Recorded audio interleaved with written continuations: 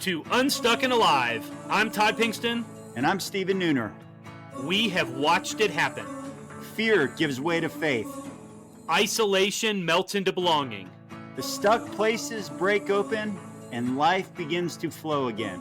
On this show, we sit around the fire, so to speak, and listen to the real stories of everyday heroes. Men and women who have found freedom and stepped into the unforced purpose they were made for. If you're tired of striving, if you're longing to breathe deep, break free, and come alive again, then you're in the right spot. This is Unstuck and Alive. Let's go.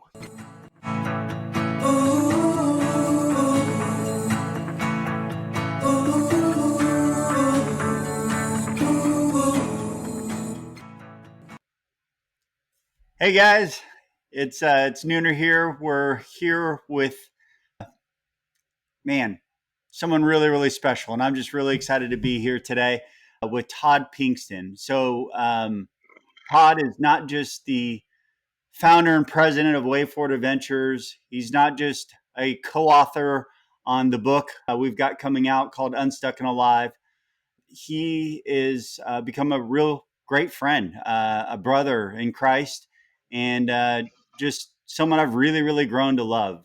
Todd, like me, has married way out of his league. He's got a beautiful wife, Erin, who's in the ministry with him, and along with 3 beautiful children. And look, I'm just really excited. Todd's got, an incredible career. He's got an incredible resume, but more than any of that, he's got soul and grit of someone who just loves the Lord and is doing his work fiercely. So if you've ever felt stuck or unalive, or you're just longing for some clarity, you're in for a treat. So welcome, Todd. Steven, thanks for the introduction. Man, it's an honor to be here. Love having conversations with you. We've had many unrecorded, and excited to be doing this together. So thanks for the time. Too bad we don't record our unrecorded ones. Those are probably the best ones. That's the best gold in there. I know. Seriously. Yeah, I know, right? It's like, dang it, why weren't we recording? No. And at least we're legends in our own mind for a moment, Oh, you better believe it. That's right. Well, I want to start just having you tell us a little bit about your story. If you think about your, life and sort of we're writing about being unstuck and alive, what were the moments that you feel like you've had your, things have really cracked open for you? Yeah. Man, I was thinking about during your introduction, I've never been a resume guy. I don't even know that I've ever made a resume. I've never turned it in for a job. And I think about, the virtues. You've got resume virtues and you've got eulogy virtues. And there's this passage in Philippians where Paul is sending these 2 brothers. And he lays out, he almost devotes a whole, like a half a chapter to, I think it's Timothy and Epaphroditus. And he talks about them, and the question that always goes through my mind is like, man, if somebody was sending me, like, what would they say? And dude, honestly, the introduction you just gave is, I would hope it would be something like that, of not he graduated from this school and this was his GPA and, but this was the organization, but man, this is who he is. And I feel like the Lord has shaped me in so many of those ways through people and through his word and through truths. And so, I was not raised in a Christian house. We went to church every now and again, but we were not, weekly churchgoers. The Bible wasn't opened regularly. And I met the Lord my senior year. Before my senior year, I met him on a camp out with my Young Life leader, a guy named Tom Young. And the Lord has used a few men in my life to really answer some questions that I wrestled with a lot growing up. And we all have questions that drive us, and they come out of our childhood. They come out of the way we're raised. Our parents do the best job they can, but just like my kids will grow up with questions that they'll have to go to the Lord for answers. I too had that, and there were 2 questions that I wrestled with growing up, and then the first one was, am I worth pursuing? And when I was in high school, the Lord sent a man named Tom Young into my life that was absolutely instrumental in me understanding God's love for me and who I am as a man. And so Tom stepped into my world as a sophomore in high school, and for 3 years, he just kept showing up.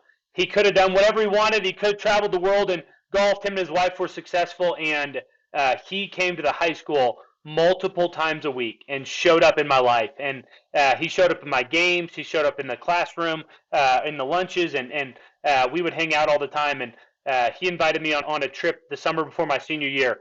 And it was on that trip that I felt like God came into my life. And the words that I felt like I heard from the Lord in that moment were, Todd, I don't care about rules. I just want to know you. And to me, I never had any beef with God or Jesus.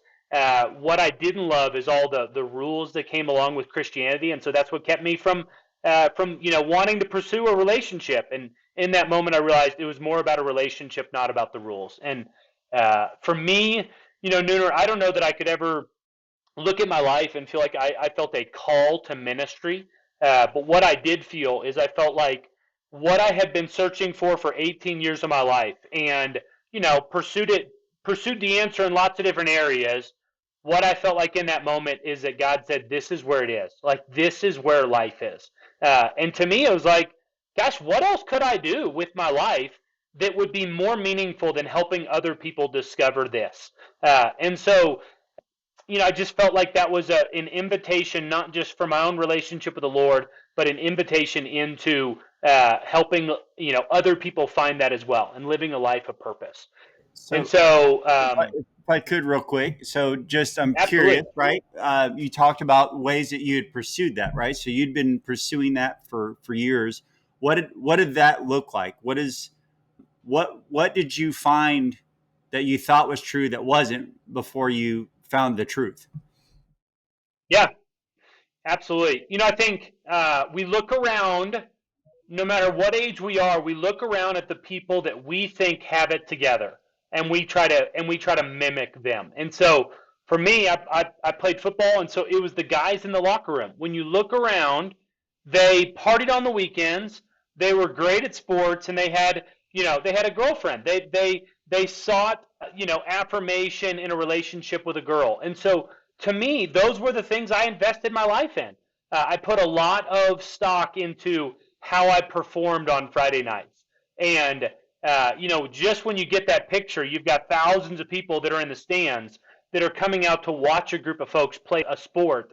And it's like, man, that's identity. And if you play well, you get pats on the back and people say great job, and they want to be around you. If they don't, they pretend like they don't know you. And so, all throughout the week, it was that, that drive for the accolades, and also that fear of failing. And I think that to me was this roller coaster of, you think you find life when you perform well, but you realize it's empty and it's fleeting, and next Friday is coming. And so there was that. There was, certainly partying on the weekends and girls. And I think it was, if nothing else, it was looking around at what other people had and trying to get those things, and just realizing, like, man, this is not satisfying. And you feel like you have to have more. You have to continue to fill the bucket back up. And so that's where I felt like, man, when I met the Lord, it was an affirmation of identity based on nothing I could do, but based on who I am. And that's where I think the words of, I don't care about rules, I think to me was like, Todd, you don't have to perform any longer. You don't have to check all these boxes for me to be satisfied. I just want to know you. And yes, there's absolutely obedience in walking in a relationship with the Lord. There are absolutely, some do's and don'ts. But I think when we miss out on the heart of why did the Father send his Son to die on a cross for us? He did that because there was something in the way of a relationship with him, and he took care of that so that we could know him. And to me, Nooner, that changed everything. Like, literally, I felt like I won the lottery. I found the ticket, And what was cool is like there was other tickets as well that you could give people. And to me, it was this inherent purpose of like, dude, you've got an opportunity. And I've said it oftentimes of like, why did I start doing Young Life when I was in college? Because I had the thought, if Tom Young didn't drive down the road and show up at my high school, I don't know that would know Jesus. And man, there's high school kids down the road that if I, am too busy and hung up on my own stuff as a college kid to drive 10 minutes down the road and hang out with them, then man, they're not going to get the opportunity to know the transformational love that I know. And so I did it. And as I played football in college, a D2 school, and it was fun. It was a great experience. I was never going to go on and play at the next level, but I got an opportunity to play there, and it was fantastic. I loved it. Played at the University of Central Arkansas. But man, as I continued in my college career, my love for doing Young Life and sharing the gospel grew, and my love for playing a sport on Saturdays shrunk. And I played 3 years, took an early retirement, and ended up going and being a backpacking guide at a Young Life camp called Wilderness Ranch. And that's where I fell in love with what I get to do now, which is, outdoor ministry. And it's a model of ministry in which you take things away and you're not adding things to. You're not, it's not a big program. And so I did that for 2 summers. And then I was on Young Life staff in Dallas, going through a master's program at DTS. And then in 2013, a guy asked me a question that changed my life. And I want to get to that. Before we get to that question, I'm curious, right? For those. So you said when you were playing football, right? Your love for what you were doing in Young Life was growing and your love for football was diminishing. Slow down the game footage on that. Like, since we're using the sports analogy here, right? Like, let's watch the game footage. What specifically was happening in your life and what you were doing on both fronts that affirm that? Because that's a big change. Like your whole identity, right? You give your life to the Lord, and yet you're still playing the thing, right? And then so talk to me about that. And I'm hoping that whoever's listening, like, can hear this for themselves as well, because we all have things like that, I think. Totally. And just so you know how deep it was for me, when I decided to quit my junior year, I continued going to practice for 3 weeks before I did it. Like, to me, the idea of not being a football player was so foreign that even though I quit in my mind, I knew I wasn't going to play the next year. I continued to go to practice because I didn't know what I would do with myself. Like, I didn't know who I would be if I wasn't spending 6 hours a day, even in the off season, doing this deal. And so you're right. I mean, from my 7th grade year through my junior year of college, playing football was so ingrained with who I was. And you're good at it. You get affirmed at it. Your buddies play, and it just is, it's an awesome thing. I mean, I look at it for my kids. I learned so much about hard work, about, especially in the world of, today, when you can say whatever you want on the internet and nobody gets the opportunity to, refute you. Man, when you play sports, there is a moment of reckoning, and that's on Friday nights or on Saturday. And you can say whatever you want throughout the week.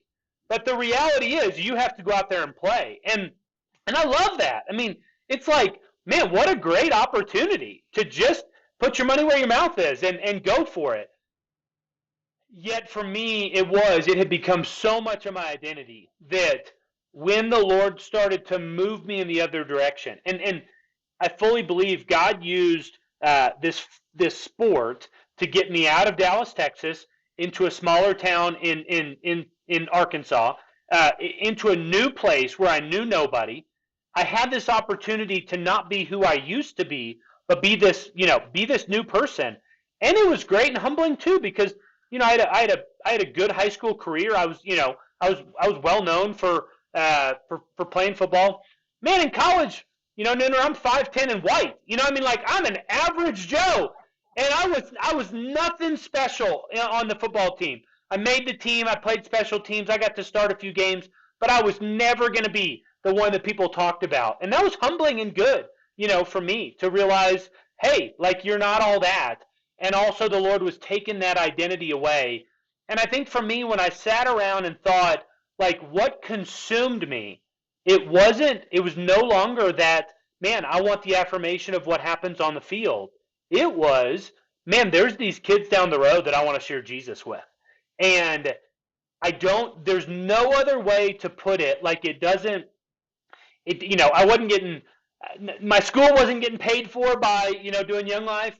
The kids were hard. I mean, the kids that I was interacting with were, they had different hobbies than me. They were skateboarders. They were rough kids, and they were not like the kids I grew up with.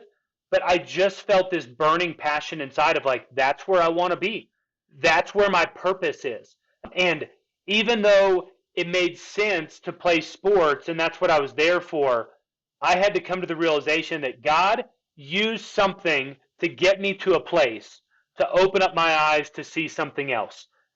And even though I stayed probably on the team longer than I should have, man, I look back and it's like, it's clear as day. God brought me to the University of Central Arkansas to meet my wife, who was a small town Arkansas girl. And man, I would not be the same man without her. And I love that you talked about her in the introduction, because we are a true partnership, and we do everything together. And I love Erin to death. I mean, she is my partner. She's my best friend. And he also brought me to the University of Central Arkansas so that I could walk away from something that I found so much identity in, to pursue something that didn't make sense, but was where I was finding joy in life. All right. One more question on this, and then I want to go to the question that you mentioned. But just because I think again, this is just this like what's happening I see often, and so I'm curious for you. Like, I'm sure your love is growing. It doesn't make sense fully, but it's making a lot of sense, right? What are the things that were like required courage the most, as like, you're walking away, but now you're going into something totally new, right? This is a eternal game, but like stakes, and but it's still football. Like there's things that you've got to replace your running. And so I'm curious where the greatest courage was required for you in that. Yeah, I mean, I think there's a lot of courage, and I'll talk about Bill Strahan here in a minute, but Bill's taught me a lot about when to sunset something. Like there's a lot of courage, not just in starting, but in letting go, in stopping something. And to me, wrestling with quitting was a big deal. Like, I'm not a quitter.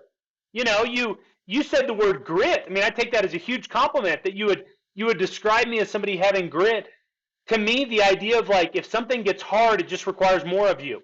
And the idea of quitting is just, it's not on the table. It's like, if you're in, when WayForward started, we jumped in with 2 feet, left what we were doing, we were all in. It's like, we're gonna figure this thing out.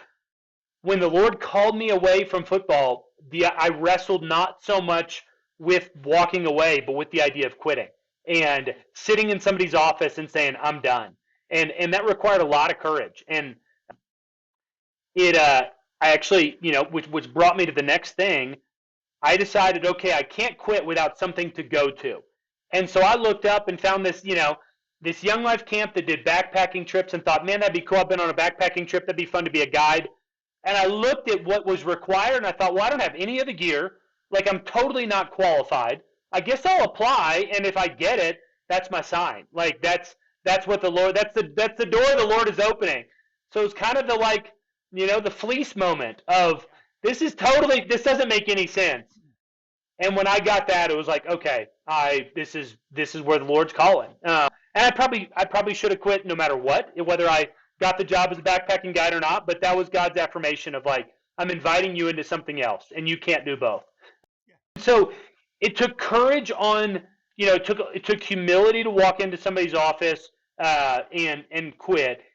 Also, no matter what the decision is, you're going to have people that don't understand. You're going to have, I had players that you're alongside of that, man, it's never fun to quit a team when you're working alongside of somebody. You have a common goal.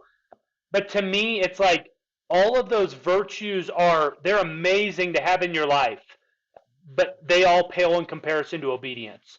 And when God calls, that is the only thing that matters. And yes, you should have people in your life that can help affirm that call, but there's always going to be people that don't understand. That look back at you that said, "Man, I thought we were in this together." And hopefully, if they know Jesus, they'll come around to understanding. And I've experienced that as well. People not understanding a call and then coming around. But if they don't, man, sometimes you just have to agree to disagree. And so I would say the two things that were really difficult was friendships, and then also just the idea of walking away, of quitting. Love it, man. Thank you for letting me drill into that a little bit, because I Absolutely. think there's some gold there.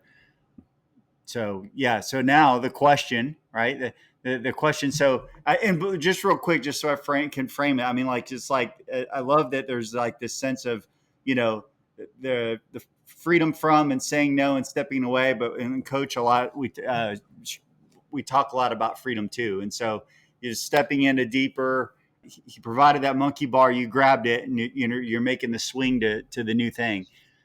Obviously, that choice alone is literally changed your life, and because it probably prepared you for what the story I think you're going to tell next, which is the question from Bill.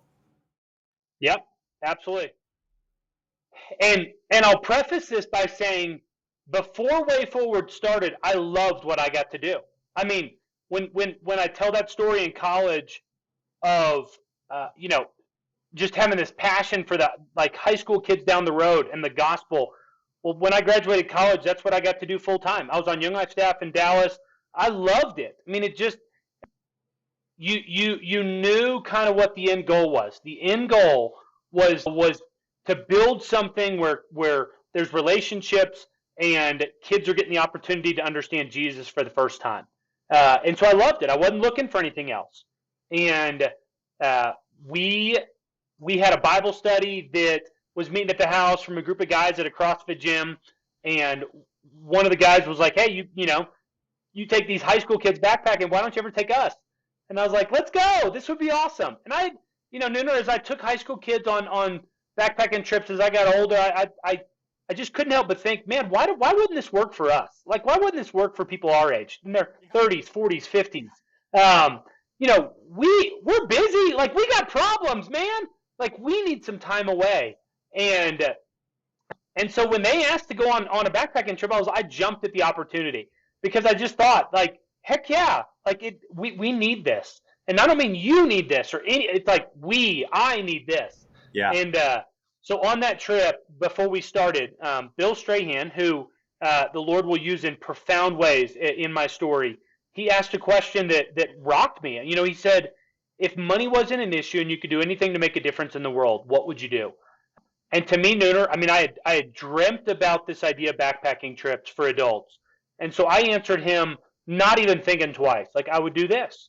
And we hadn't gone on the trail yet. So he looked back at me like, "What is this?" And he kind of had these eyes like, "God, this guy's an idiot." And he moved on to the next person. And Bill and I were on trail a couple weeks ago, and gosh, we laugh at that story all the time for what has transpired in the last 12 years. But the long story is, that him and his wife had sold a company. They wanted to take a portion of the money that they earned, and they wanted to start a nonprofit. They're entrepreneurs. They didn't want to give it to something that was existing. They wanted to help start something from the ground up. And what Bill says is, "I wanted to start something that would outlive me and change the world." And when they heard that answer, and then Bill experienced the trip, he knew, like, this is what I want to do. And there was a moment on the trip, and it's the moment that starts our book. And there are times, we talk about Unstuck and Alive, and we can pursue it all we want. But the reality is, we don't create transformation in our life. We create moments in which transformation can take place. And God is the one that changes us. God is the one that helps those things become unstuck. And Bill experienced one of those on the trip. And it was in the moment that everybody would look at and say, "It's all gone wrong." Like, everything has gone wrong. Snowstorm, it was hail, we're in shorts and t-shirt under a tarp, One guy's asking about hypothermia. I mean, if you're guiding the trip, you're thinking, well, I'm not getting a tip this week. Like, it is when everything has gone wrong. And in that moment, Bill, who had been successful and striving and, just a problem solver, it was in that moment that he felt like God's nearness was more present than ever. And God just came to him and said, Bill, you don't have to fix this. All you have to do is sit here and be cold. And that idea of being present in the moment was just something that was so foreign to him because it's not the way he lived life. He lived life 10 steps ahead. He lived life, solving the problems in his mind. And when he just got to sit there, it's like, oh my gosh, this is what peace is. This is what it means to be present. And if it takes going on backpacking trips for other people to achieve this, I want to be a part of that. And so that was the moment that the light bulb went off for him. And he was like, this is profound for me. And I want to be a part of helping other people do this. And so him and his wife, Becky, invited us over for dinner, told us that night at dinner, we know you love your job, but if there's any way you want to, start this, we'd love to do it with you. And, Nooner, I say Tom Young played a profound role in my life, answering the question, am I worth pursuing? Bill Strahan has played a profound role in my life, helping answer the question, do I have what it takes? Because if you would have asked me before that meeting with Bill and Becky, why don't you start this backpacking deal? I would have said, well, it'll never make money. It's a seasonal deal. It's nonprofit. We want to do it for impact, not for financial gain. And so just the numbers weren't going to make sense. And when Bill and Becky took that off the table, I realized the real reason why I wouldn't want to step into that. And that's because I fear failure. To me, this idea of what if you go after something and it fails? It fails, but what does that say about you? Does that mean I'm a failure? And so, if that's the idea, even though I'd taken risks in my life, they were all managed. They were all, the calculated risk was, yes, this looks like a risk. I'm typically, a risky guy, but I'm going to go after something in which I feel like the odds are in my favor and I can work hard enough to figure it all out.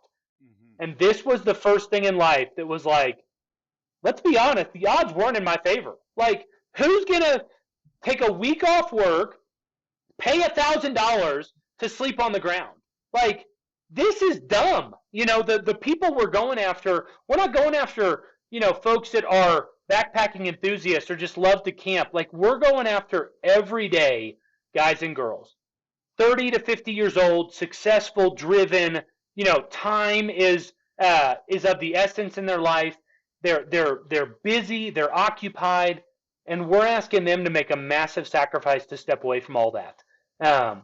And so to me, I wrestled with it for weeks. Even if they had, given the opportunity to provide some money to start the organization, gosh, stepping away from everything into something as risky as this, man, it required a lot of faith and trust. And to me, that's what it came down to is, do you believe that God's inviting you into this? And finally, it was my sweet bride that we're painting our daughter's bedroom one night, and because we had our first kiddo on the way, and she said, hey, if we go after this and it fails, will you regret trying?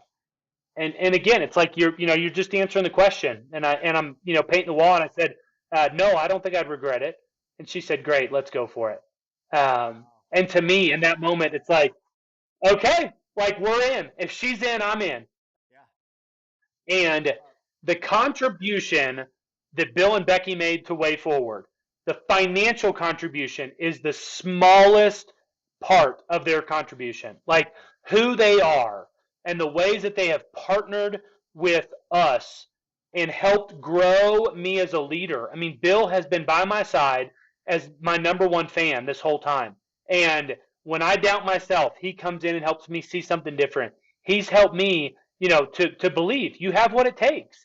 And it's not you have what it takes. It's if God invites you into something, then he has what it takes. And you gotta walk in that in obedience. And so, man, it was a question that changed my life. The last 12 years have been a incredible roller coaster, but we've been able to see God do some amazing things through the organization, and it's been awesome. So a couple of things that I want to get in, to more of the organization, but just a couple of things. One, first, like when you were to reflect back, right? Do you feel like this second question always existed, or only existed because the first one, were they always in tandem and you couldn't see it, or like did the removing the first one with the answer, right? Did it like is it a new one that popped up? It's a great question. I don't even know that I've ever thought about it in that way. My hunch says they existed together. One of them was louder at first, and when that one started to be answered, the other one came up. So I don't think the second question, do I have what it takes, was absent. I just think it was maybe a little more dormant, while the first one was louder. Got it. Second question, I'm curious, like, so you have these relationships have played through, as we've heard this story, right? The peers before you came to saving knowledge of Jesus, the mentor, that helped you, invited you into answering that first question, Erin here. Like, if you were to think about it, like if you were to measure backwards, like over your life, do you feel like more of the risks you were taking were out of courage and you were going after something, or more like because something else happened to you?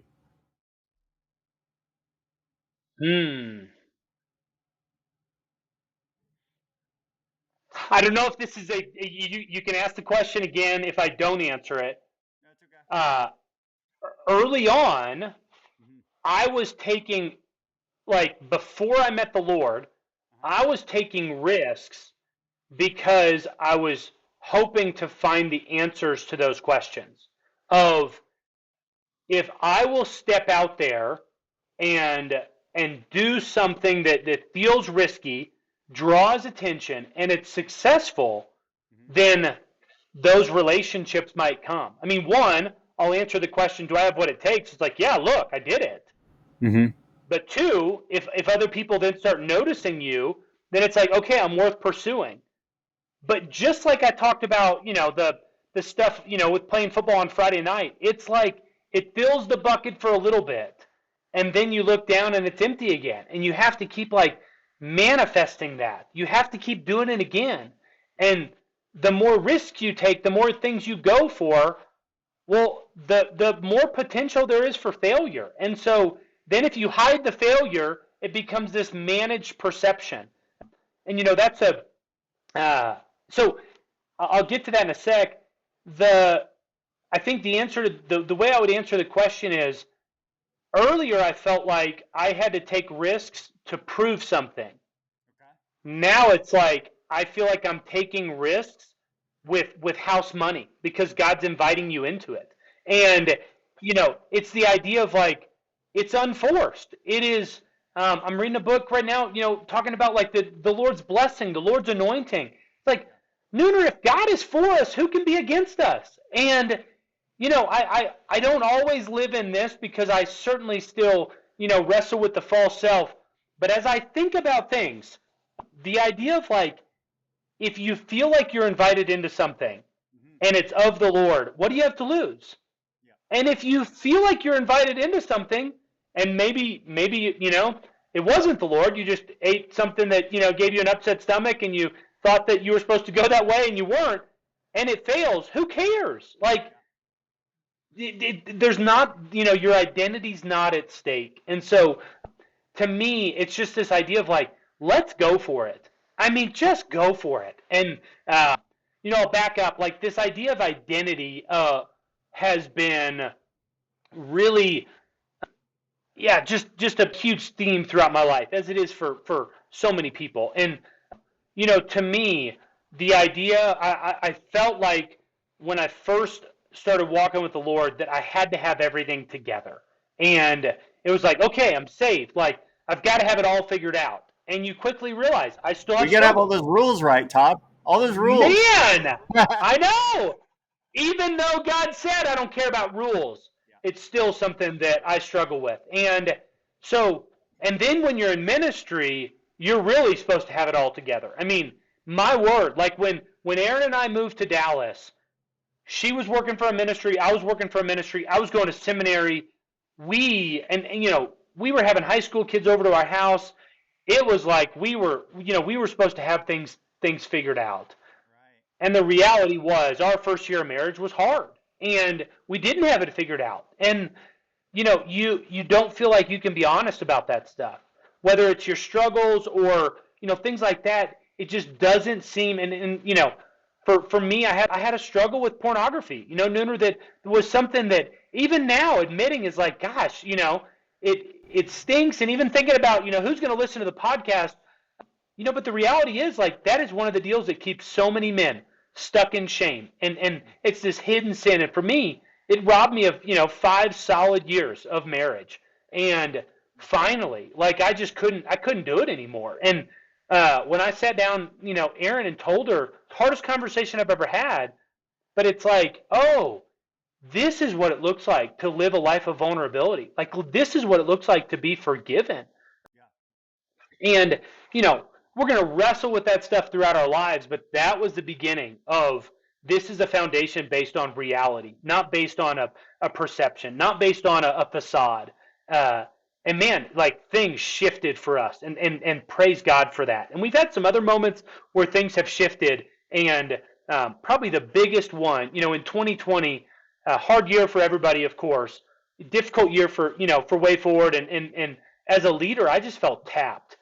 And Nooner, I went out in 2020 to go see a guy to what I thought was to talk about some leadership and some personal growth, and what I realized was, no, we're gonna uncover it all. And this guy named Jack, I spent time weeping on his floor. I spent time talking about things that I didn't even know were driving me.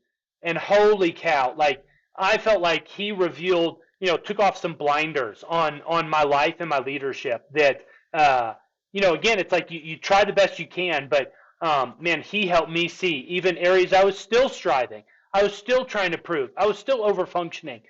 And man, that shifted things in marriage and in WayForward and in leadership on a level that I had never experienced before.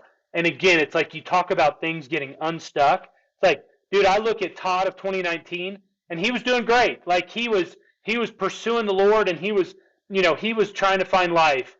But man, what became unstuck in that moment? It's like, oh, I never want to go back. And the way I see it, and the way that you still try to fill your bucket with things of this world, and it's like, it is only the Lord that can fill us and satisfy us in the place we can find life. And so, hope that answers kind of the question on taking risks, and then also jumping in a little bit on kind of my identity story. Yeah, no, I think it's just, I appreciate you sharing and your generosity with it. And I just, the thing that I've noticed working with high functioning people, really, really high caliber entrepreneurs, is oftentimes when they self-assess, there's generally a pattern where they either their biggest growth or transformational stories, whether it's faith or in their business or in their marriage or whatever, is they're usually after really hard moments and they have this massive growth, or they generally are always like pushing for it. And so I'm just always curious, because I think that oftentimes what happens is that has a lot to do with identity and also our view of God, right? And so anyway, I love that you shared that and where that went. So thank you for that. You bet. So, like, let's talk about WayForward a little bit more, right? Let's paint a picture for those that don't know. I know a lot of people will be listening are going to know WayForward, and they've had transformational impact on it. But for those that don't, help unpack it a little bit, like create a better image for our listeners. Yeah. So I'll use what you just said, where you know, you you interact with a lot of high capacity leaders, and you find their biggest moments of growth come from either hardships that come their way, or they're ones that pursue those moments. And hardships that come our way, that's life. You can't avoid it. You hope you deal with them well, but they come. They come when when their time is right. The other is that's what WayForward is for. WayForward is an opportunity for somebody to step away from their normal life and enter into a space in which distractions are removed so they can go deeper in their relationships with each other and with the Lord.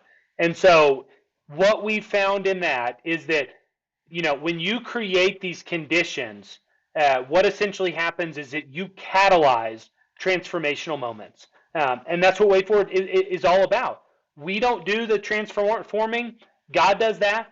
What we do is we create opportunities and spaces in which that stuff can take place more rapidly. Think of like what happens in a greenhouse. The conditions are set in which things can grow at a more rapid pace. And so when somebody comes on a WayForward trip, yes, we go backpacking, but we are not about backpacking. We are about getting people into spaces where the distractions are so far away. So literally, you're 5 miles away from civilization. You're in the backcountry. You're sleeping on the ground.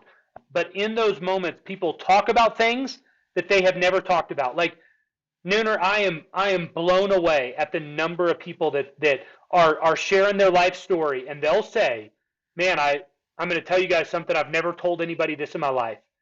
And dude, I just, gosh, it makes me tear up every time I talk about it, because I think to myself, here is this 45-year-old man that has stayed locked in a prison of believing the lie, if people knew this about me, they would no longer love me.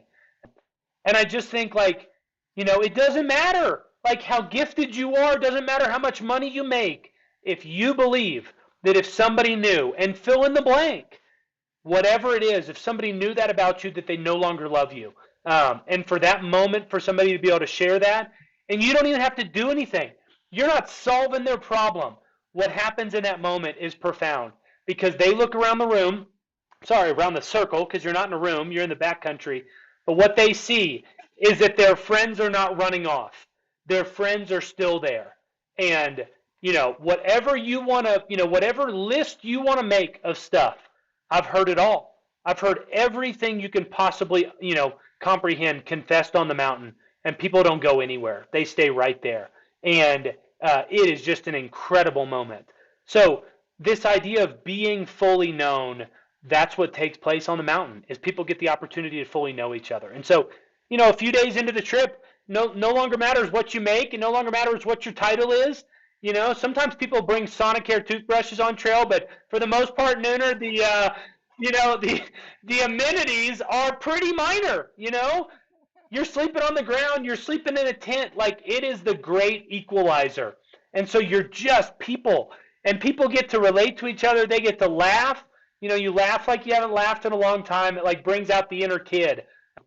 But also, man, they get the opportunity to wrestle with the Lord on some of those things that they have not created the space for. And so I would say a couple profound things happen. Like, one, we get the opportunity to be known on a really deep level. And two, we get the opportunity to wrestle with, identity questions. I mean, people have been asking the Lord, or whatever they would define as God. They have been asking God, why am I here, since the beginning of time? And we live in a world where the moments to wrestle with that question are few and far between. We don't even stop at a stoplight without pulling out our phone. We don't have 5 minutes throughout our day without something buzzing in our pocket and distracting us. And so on a WayForward trip, all that stuff is removed. You don't have your cell phone. You don't have a watch. We don't tell people where they're going. We don't tell them what time it is, what they're eating for dinner. And it's not that this isn't some sort of, game we play on people. We do that because it's a gift. Like, folks wrestle with that a lot on day one, and come day 4 or day 5, they don't want it back. They don't want to know what time it is. They don't want their phone back. And so it's a gift we give. And for the, the 4 or 5 days they're on trail, They don't have to make any decisions. They don't have to be in control. And it's a sweet opportunity. What about credentials? Do you guys tell people about your credentials? You know, if they knew my credentials, Steven, I'm not sure they would want to follow me. Brother, that's so I'll give a little context. Steven brings a trip this last year, and a guy at the arrival dinner table asked the question, "What are your credentials?" And like a good question dodger, I dodged the question, and later he brought it back up, and everybody wanted to know.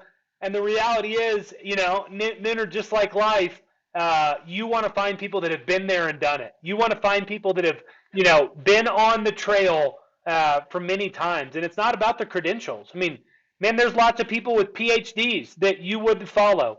There's lots of medical doctors that you don't want to take their advice. It's the ones that have been there and done it that you want to get with them, and you want to be around them a lot. And so our hope, the phenomena of a WayForward trip is that most of the time when a group goes on trail, they're in their 40s or 50s. Their guides are going to be in their early 20s. And so the question that Bill asked me early on was, how are we going to get this to work when our guides are half the age of our clients? And what we found in that process is it's not about how many years you have. It's about your willingness to go there. And so we tell our guides, we can't invite people to go to places we're unwilling to go ourselves. And so in a lot of ways, that means going into the dark places of your story, going below the line and talking about the things that people don't normally talk about. And if you're willing to lead in vulnerability, it becomes contagious, and it creates a momentum on the trip that other people are willing to go there as well. And so we see it, and Nooner, I don't know that there's a magic formula for it, but what I can tell you is it works. It works with men in their 60s. It works with women that are stay-at-home moms. It works with business leaders. It works with college students. It works on family trips. It works on parent-child trips. I mean, I can still say the best 4 days I've ever had with my daughter. We're on a backpacking trip, on a WayForward trip together, and I cherish those moments. And so it's a sweet time, and it's not about the backpacking. It's about somebody looking and saying yes, like I want that, and I'm willing to do whatever it takes to get there. And so what happens on trail are things that have been stuck for far too long break free, and life flows again. I love it. And I mean, obviously we're here together as a byproduct of a trip, Yeah. but also since the theme is really strong in this episode is relationships. So we were introduced by a mutual friend who would be impossible for not to mention him, Terry Pham, the humblest man ever. I consider him one of my best friends for years, and I kept calling him Pham, and he never corrected me. So. Just ultimate humility. Let me be a jackass. But anyway, so we were introduced by Terry. That's just because you're a good Asian. That's funny. But I mean, seriously though, we got introduced by Terry. I mean, I want you to just tell me a little bit about Terry and his impact on you, but then more like also, we really met through a mutual friend, and yet we're here together, co-authoring a book, doing a podcast together. So I'm just curious, one, let's shout out Terry and honor him, but also why do you think God has brought us together at this time? That question right there could be a whole episode. Terry Pham is, I look around and I'm like, there would not be a WayForward without, and you fill in the blank on this small list of people, and Terry Pham is one of them. Terry did not go on that first trip. It would actually be 2 years before Terry would ever go on trail. I knew of Terry through the CrossFit gym that John Marshall started in Richardson, and I knew that Terry had a warehouse. And I knew that Terry had been on the cover of Entrepreneur magazine. And so that's about all I knew of Terry. And so I called him up. I invited him out to coffee. And I told him, I said, hey, I'm starting an organization. And I think most nonprofits are garbage. I think they operate terribly. I think that, they're a disgrace to excellence. And I want to run an organization that is really good, that that could be run like a for-profit and that would, that could be worthy of being on the cover of Entrepreneur Magazine one day. Will you help me with that? And of course he said yes. And I said, oh, by the way, we're also a struggling nonprofit without much money. You know of anybody with some office space? And I was thinking, man, could I just office in your warehouse? And I'm happy to pay rent, and I'll just be in the corner. And he invites me over to his office, shows me the office next to his, hands me the keys, and says, hey, let's do this thing. And I said, great, how much? And he said, man, it's on me. And that's Terry. Like, he just invites me in, and he believes in me. And Terry provided some help for me business-wise that I would have never, been able to navigate through, like paying payroll tax and just the stuff that, you don't learn about in seminary for sure. He was an incredible help in that way. But I think the biggest thing, we were in the Bible study together on Tuesday mornings, and then Tuesday afternoon, we would sit down and we would talk business and we would talk the Lord, and we would crush, a 12-pack of seltzers during a meeting. And it started out as 1 hour, eventually went to 2 hours, 3 hours, and then all of a sudden it was just an all-afternoon meeting where we would talk about the business issues we had, but then we'd also talk about the Bible. And I think while we were solving problems, one thing I was learning is here's a guy that has an incredibly successful, bubble tea business. Like, man, if you want the greatest bubble tea that Dallas or probably the U.S. has to offer, Fat Straws. It's amazing. Yeah. He runs a good company. He's on the cover of Entrepreneur Magazine. He's weathered, at that time, he weathered the 2008 crisis. Then he'll future down the road, weather COVID. But what I learned is, like, even though this man has a ton of business stuff figured out, he doesn't have everything in life figured out. He had questions about the Bible. He had hurts that he wanted to talk through. And so there became this mutual relationship where I was helping him uncover some things beneath the surface that he had never wrestled with. He was helping me with, running a business that honestly I felt like I was way outside of my league. And it was just this mutual friendship in which I have the utmost respect for him. I mean, I think the world of Terry. And sometimes when he talks about me, I'm like, are you talking about the same person? I mean, the way that God used, and I say this incredibly humbly, not pridefully, but the way God used me in his life, it's just like you look back and you see the timing, and it's like it's only the Lord. That I was selfishly asking for something, and God wanted to use me in that moment. And man, the Lord used Terry in my life and in WayForward beyond what I could have ever imagined. He ends up being chairman of the board for, several years. I mean, his fingerprints are all over the organization. And I just, literally, there would not be a WayForward. One, because we'd be in jail for not paying payroll tax, but also just the problems he's helped solve, the way he's empowered. And so, yeah, Nooner, you fast forward, and I see some of that same stuff happening with you and I, where, I mean, you were a name that I thought was maybe just a mythical creature at some point in time. It's like, is this Nooner guy just really like what Terry calls ChatGPT? Like, he talks about you. He has the utmost respect for you as a man, as a leader, as a husband, as a follower of the Lord. And all of a sudden, our paths start to cross, and you come on trail last year. It worked out for me to get to guide your trip. Man, what a blessing that was. And getting to watch you, and I told you on trail, like the way that you were intentional with those guys, we would break and you'd be one-on-one in a conversation, and just your intentionality to invite guys, you professionally coach people, you are doing ministry under the banner of running a business, being an entrepreneur, coaching other entrepreneurs, and you're bringing them into this space, and you're intentional with them to talk about, where life is found.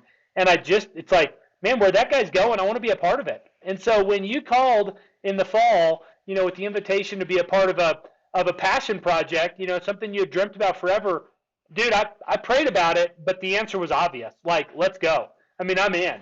And so I think the Lord is continuing to refine. I mean, I've told you numerous times, I have not felt the imposter syndrome rear its ugly head like I have this last year since WayForward started. And so in 2013 and 14, when Bill and Becky said, "Hey, let's do this together," man, it's like, yeah, let's go for it, and then you doubt yourself along the way. And for you to say, "Hey, let's write a book on purpose together," it's like, yeah, let's do it. I'm in. And then you start just doubting yourself of like, gosh, who's going to read it? What do I have to say? Who am I? The Lord has used you, and I've told you, time and time again. I think there's another phase of life that He is using you to usher me into. And man, I pray that He's using me in your life in ways that we'll look back and say that the timing was perfect. Yeah, well, he is, and I'm just really grateful, and I want to keep this focused on you. My, I just do want to like seize the moment here, though, just to say, like, man, Terry Pham, I love him like a brother.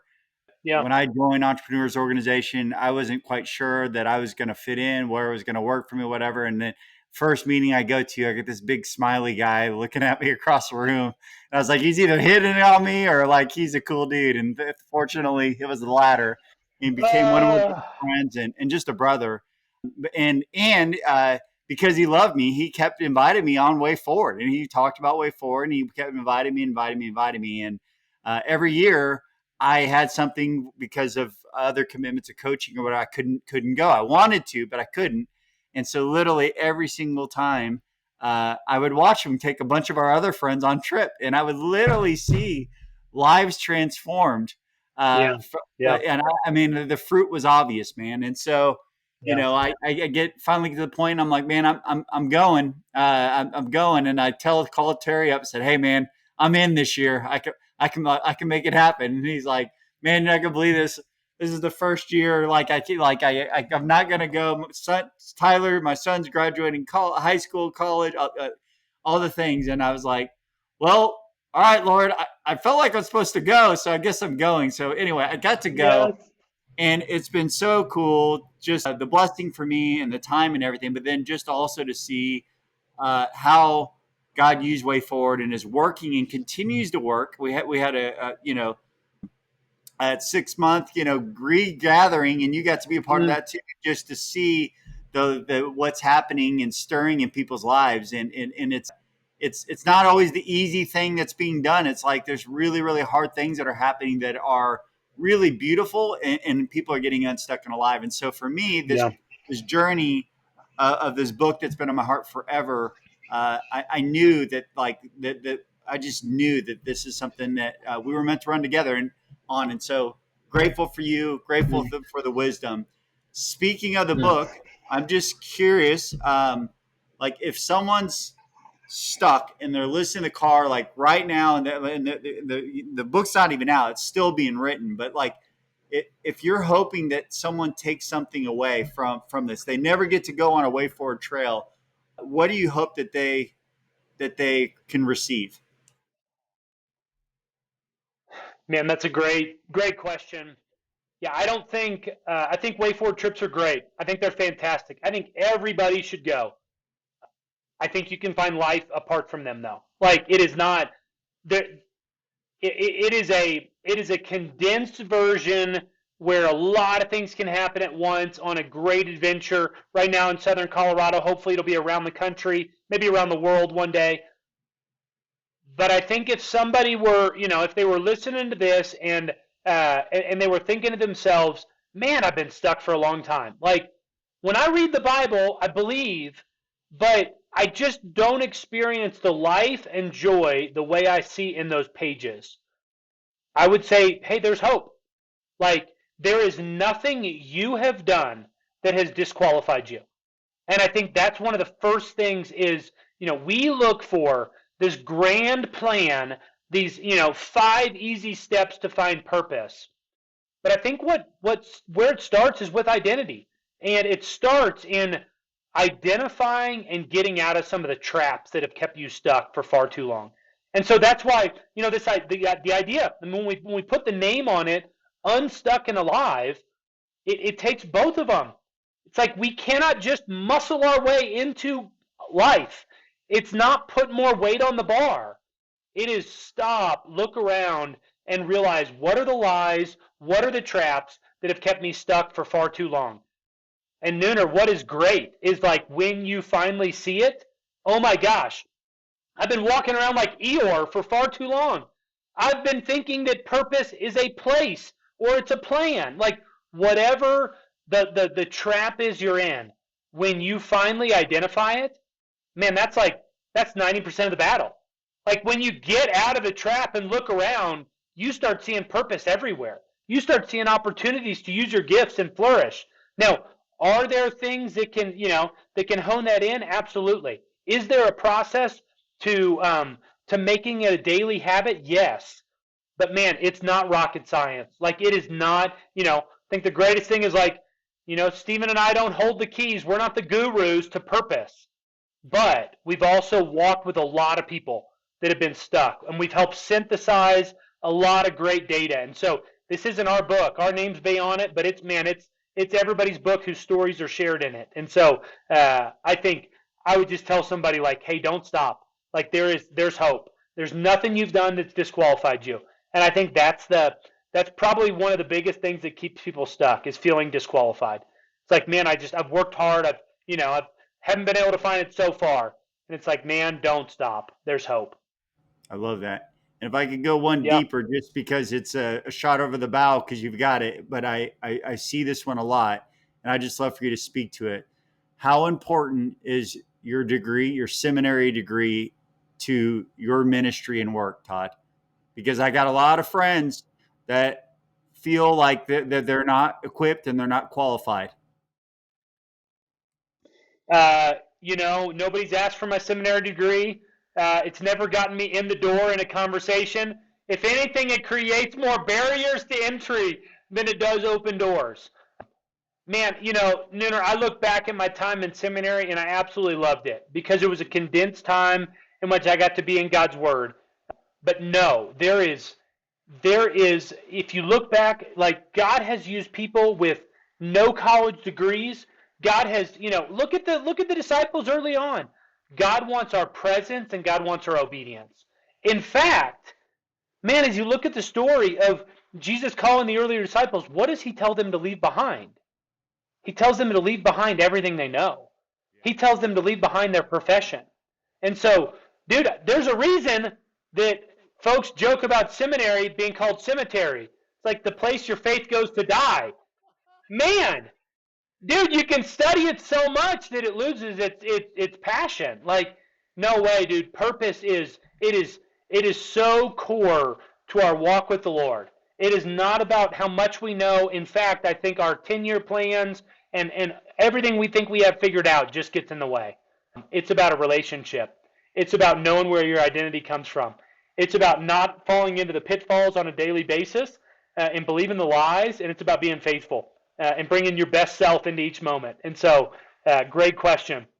I love it. Yeah, thank you for that. Yeah. Our pastor has a little joke throwaway line that I really love because it's just bang on. It's God hits straight licks with crooked sticks.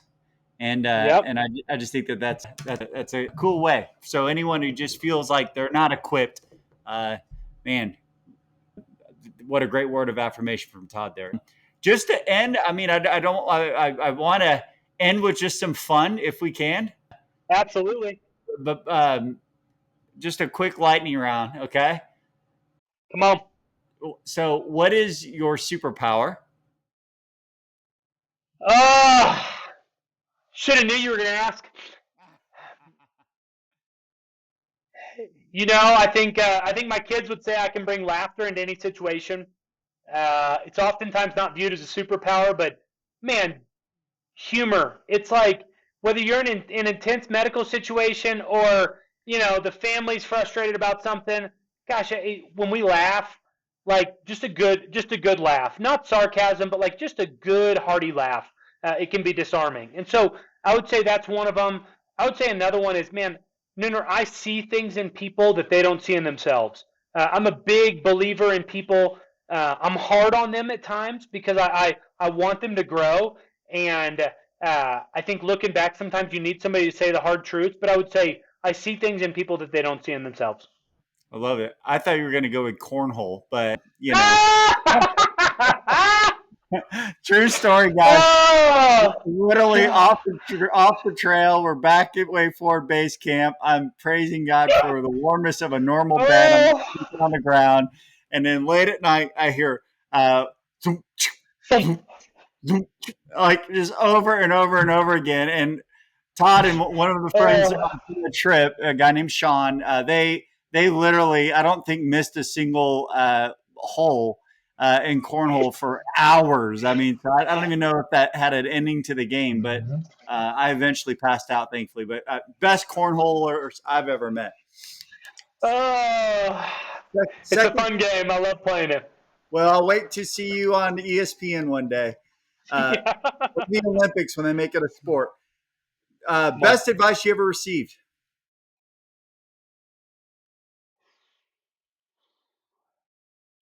Mm.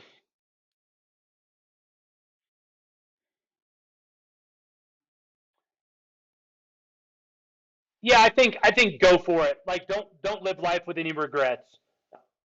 You will have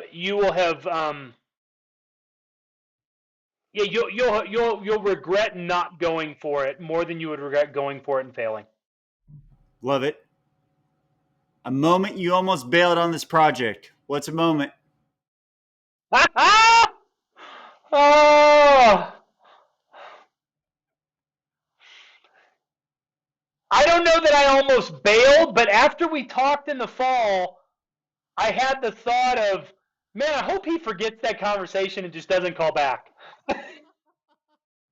That's so good. All right, next one. Two more. No. What's something you do every week that helps you stay unstuck? Mm.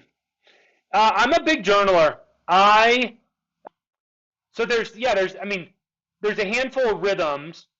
I journal a lot. Like I just free flow my thoughts. People ask, what do you journal about? I'm like, whatever comes to my mind. And I'm not so much like will I write like chapters to the book in a journal? Sure. Man, I just write stuff down. Like I just sit there and write it down. And so that helps me stay unstuck because it gets it out of my mind. It at least, if I need to tell somebody, I will. But even writing it down gets me in a place where at least somebody else knows it. Like God knows it. That sheet of paper knows it. And so it just helps. It helps things stay out from creating a silo around me.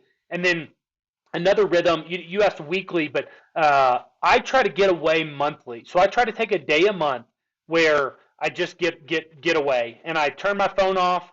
I don't have a long agenda. I will typically drive into the woods. If it's cold outside, I'll make a fire, and I do it on a work day. So to me, it's like God is bringing as much to my mind work related as He is personally, and even personally translates over to how I work. And so a lot of people are like, how do you justify that time? It's like, man, it's work time. And so that's how I justify it. The kids are in school. Erin's doing something else, and so I go and I get away. And it blows my mind how much, how productive that time is. Whether it's just productive in the sense of I feel better, like I feel more free, I feel more unstuck, or it's actually productive, like God is bringing ideas. Like I'm not there to work, but sometimes He just brings ideas of like, this is how you need to train people. This is what the curriculum needs to look like. And so I think that rhythm has been really helpful. And so I do a day a month, and then I try to do a long period of time every year, like 3 or 4 days in January for kind of some annual planning. Love it. Love it. Love it. Love it. Final one. What makes you feel most alive right now? Oh man, not having my cell phone on me, and that takes some context. We just got done with the summer, and during the summer, your phone is on you all the time, like because you're on call, and so your phone's on loud next to your bed every night. Your phone is on you at all times throughout the day, and you're just in seasonal business. It's like 6 months worth of work piled into 3, and so you're working nonstop. And so when the summer ends, and I told you this before we started recording, I turn my phone off, and I just get time with the family. We get away. We go to a cabin, and just to be. Like, if I'm tired, I sleep. If if I want to play, I play. If I want to read, I read. Like, it just is so fun and life-giving to not have that darn thing dictating every moment of your day. And so, to me, that's where I'm finding joy. And then I always find joy in my kids. Like, Nooner, it is every season is the best season, and the next one is even better than this. Like, I love watching my kids grow up. I love their curiosity. They're all different, and when I can just slow down and see God in them, I just learn so much about His creativity, and so I find a lot of joy in life in watching my kids grow up. Love it, man. Where Yeah, can dude. people learn more? Absolutely. Yeah, you can learn more about WayForward at WayForwardAdventures.com. And then, personally, you can follow Instagram, social media, LinkedIn, Facebook. I try to post on some of those platforms. Been doing a lot more on LinkedIn lately, just bringing some lessons from the summer out and some content so people continue to grow, during the times they're not on trail. All right. Love you, brother. Love you, It's man. been an honor. Thanks for this time. Yep. Thank Nooner, you. it's an honor to get to work with you. Have a ton of respect for you. Excited about what the Lord's doing here. Best is yet to come. Yes, sir.